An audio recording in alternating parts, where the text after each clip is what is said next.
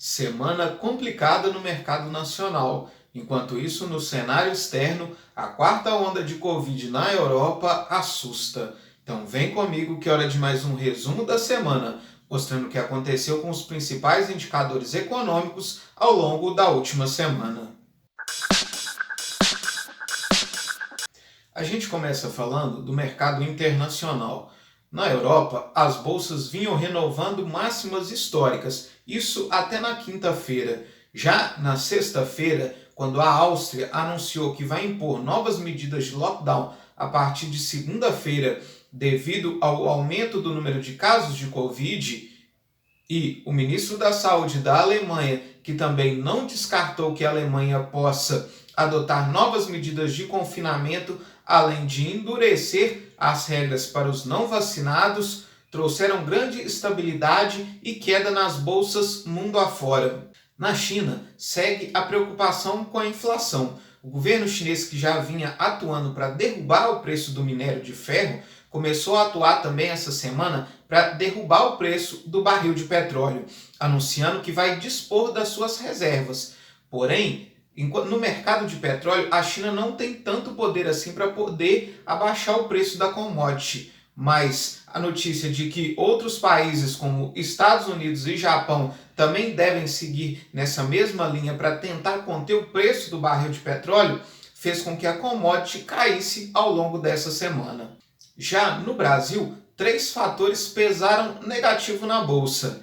A crise fiscal em relação à PEC dos precatórios, que travou no Senado, mas deve avançar a partir de semana que vem, e o presidente Jair Bolsonaro atrelando a aprovação da PEC dos precatórios a um aumento para os servidores públicos federais, a inflação que segue pressionada aqui no Brasil e a queda na previsão do PIB de 2022. Inclusive com algumas agências como o Credit Suisse e o Itaú já dando previsões de que o PIB de 2022 pode vir negativo em menos 0,5%.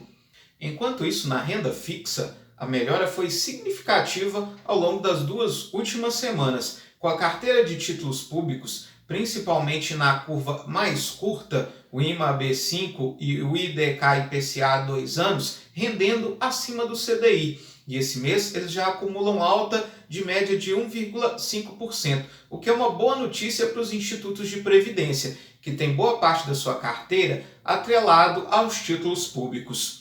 Para aqueles também pessoa física, que apostam no Tesouro Direto, continua sendo uma boa opção o Tesouro atrelado à taxa Selic, que vem rendendo bem, principalmente diante da expectativa que a gente tem na próxima reunião do Copom, que é o 8 de dezembro, de a gente ter um aumento de mais 1,5 ponto percentual na taxa Selic, o que faz com que esses títulos públicos venham rendendo bem. Já na renda variável, o cenário de agora e até o final do ano é de muita volatilidade. Então agora nós vamos para os nossos indicadores econômicos.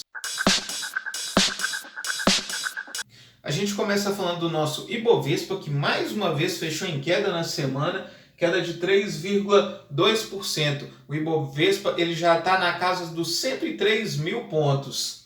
Lembrando que lá no início do ano a gente tinha uma previsão de que o Ibovespa ia fechar esse ano aí na casa dos 120, 135 mil pontos. E essas previsões, devido a toda essa turbulência desse cenário fiscal, não se concretizaram.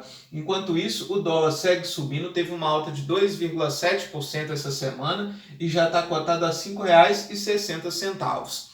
Já o DI para janeiro de 23 seguiu estável, não variou ao longo dessa semana e segue cotado a 12,04%. Já na carteira de títulos públicos, ela teve uma leve variação positiva, os pré-fixados subiram 0,1%, enquanto isso a carteira geral subiu 0,06%. Lembrando que essa alta está acontecendo principalmente na curva mais curta da carteira de títulos públicos e daqueles títulos atrelados à inflação, o IMAB5 e o IDK-IPCA 2 anos. Já lá fora, as bolsas que vieram renovando seus recordes, pelo menos até quinta-feira, tiveram uma queda na sexta, mas o S&P 500 ainda fechou em leve alta de 0,18% e a Nasdaq, que é a bolsa da tecnologia, subiu um pouco mais, subiu 0,93%. Já o índice Dow Jones, que é o índice das empresas do setor consolidado dos Estados Unidos e que dependem principalmente da retomada econômica, tiveram uma forte queda de 1,46% essa semana devido a esse medo dessa nova onda da Covid. O mesmo aconteceu com o Stoxx 600, que vinham renovando as máximas ao longo da semana, mas na sexta-feira caiu forte e fechou a semana em leve queda de 0,05%.